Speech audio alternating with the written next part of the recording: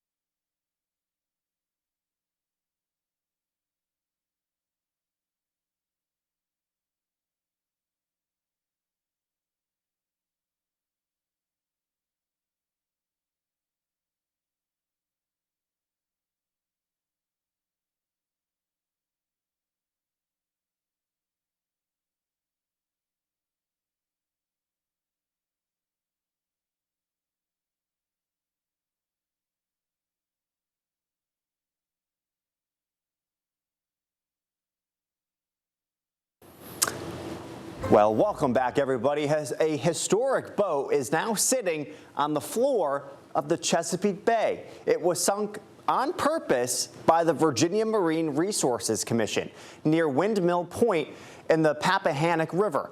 Marta Berglund has more on how it will affect the sea. Thanks to the Virginia Marine Resources Commission, the historic boat Freya is now providing a new home to underwater species in the Chesapeake Bay. Raising young, feeding, all these things. So when you build a reef, you're offering key points that kind of attract all these animals. Hunter Smith is VMRC's artificial reef specialist and says vessels like Freya give a much-needed boost to the bay's terrain. The Chesapeake Bay is a big, vast, flat area, not offering much structure. It just creates habitat that allows them to do what they need to do. Freya is a 30-foot steel vessel, at one point owned by Chesapeake Bay naturalist Gilbert Klingel. He built an aquascope that he spent many hours on the floor of the Chesapeake Bay observing sea life. That's why we chose Windmill Point, because he did lots of his work in that area. Preparing boats like the Freya for the bay floor include removing any potential hazards to divers and fishermen who may use it as a landmark. You know, we want to get the biggest structure we can, some type of metal hull or something that's very heavy that'll stay put. That's why Liberty ships, military vessels, things of that nature historically have been used for artificial reef. And as VMRC works to keep the bay healthy, Smith adds the organization is always open to donations to enhance the bay's ecosystem. But yes, we love any kind of donation, and it's not just boats, bridge demo concrete, fishing piers, all that sort of thing is all excellent. 100% people can reach out. For 13 News Now, I'm Marta Berglund.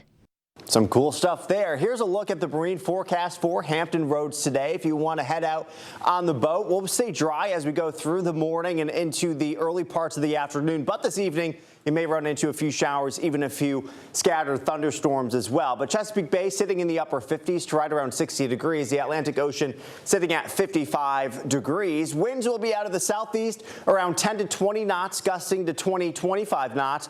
Sea heights, or the waves here, around 3 to 4 feet in the Atlantic Ocean, 2 to 3 feet in the Chesapeake Bay. High tide was earlier this morning at 8:28. Low tide is at 2:29 this afternoon. Coming up in just 2 minutes, Hampton Roads could get hit with some storms later on today. I'll let you know what you can expect coming up just after the break.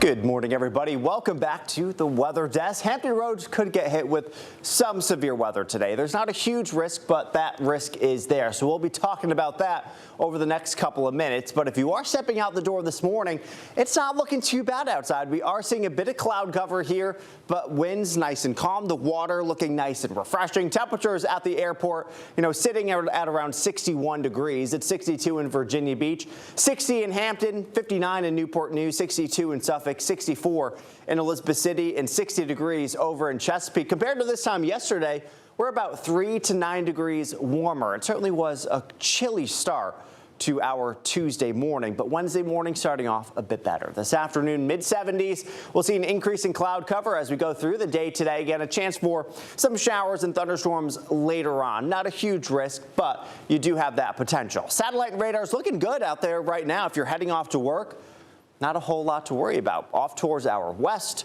our north, our south, we are seeing some showers. You'll notice some showers down around Georgia, which is great. We were just talking about their drought conditions over in southern Georgia, and then some rain off towards Ohio, Kentucky, parts of West Virginia as well. Not seeing any severe weather out there, just one actually severe storm in parts of central Mississippi, but that's about it. And just a little bit of lightning off towards parts of western Virginia. As we take a look at that severe weather threat for today, pretty much all of Virginia and North Carolina under a level 1 out of 5 threat for severe weather. So it's not a huge risk. So that's the good news there. But there is that potential, something you want to keep in mind later on today. But as we take a look at the tornado potential, the good news is this has shifted further off towards our west. We did have some of that potential when we were looking at the SPC yesterday. The Storm Prediction Center had this tornado risk more in our area, but this morning they pushed it further off towards the west, really to the west of the 95 corridor from Richmond off towards Farmville and Lynchburg. So still not a big risk with the tornado potential. It's still only 2%. But something to look out for, again, if you are heading off into that direction. Main threat for us today, if we do see a severe storm, not everybody will, but you may, is some strong and gusty winds and maybe even a little bit of hail as well. But as we take a look at the Futurecast, the graph model really not having a whole lot for us. We could see a few isolated showers, but really it hasn't been putting out a lot in terms of severe weather. And as we head into the day tomorrow, we'll get into the mid-60s. So it'll be by the morning and then low 70s by the afternoon. It'll be a pretty nice Thursday, maybe a few isolated showers heading into the evening.